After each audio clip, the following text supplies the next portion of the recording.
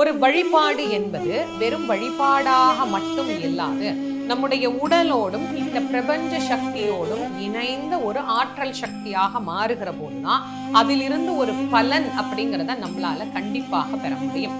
நம்முடைய உடலை இயக்கி கொண்டிருக்கக்கூடியது 5 பூதங்கள். இந்த உலகம் இயங்கி கொண்டிருக்கிறதும் பஞ்சபூத தன்மையினால் தான். இந்த ரெண்டுத்துக்கும் ஒரு வகையான தொடர்பு அப்படிங்கிறது இருக்கு. இந்த பிரபஞ்சத்தோடு எப்போது நாம் தொடர்பு படுகிறோமோ அப்போது நம்முடைய மனமும் நம்முடைய உடலும் ரொம்ப ரொம்ப ஆரோக்கியமாக இருக்கும் அப்படிங்கிறது ஞானியர்கள் நமக்கு கற்றுத்தந்த கூற்று. அதாவது இதில் 5 விதமான பூதங்கள், நம்முடைய உடல்லையும் 5 விதமான பூதங்கள். 5வது நாள்ல நாம் இதை ஒன்றோடு இணைக்கிற போது அது அதீத சக்தியாக நமக்கு மாறுகிறது. அதனால்தான் பஞ்சமி அப்படிங்கிற இந்த நாள்ல வாராகிய வழிபாடு பண்ணினோம் அப்படின்னா உடல் சார்ந்த பிரச்சனைகளும் நம்முடைய மனம் சார்ந்த பிரச்சனைகளும் நீங்கும் அப்படின்னு நமக்கு சொன்னாங்க.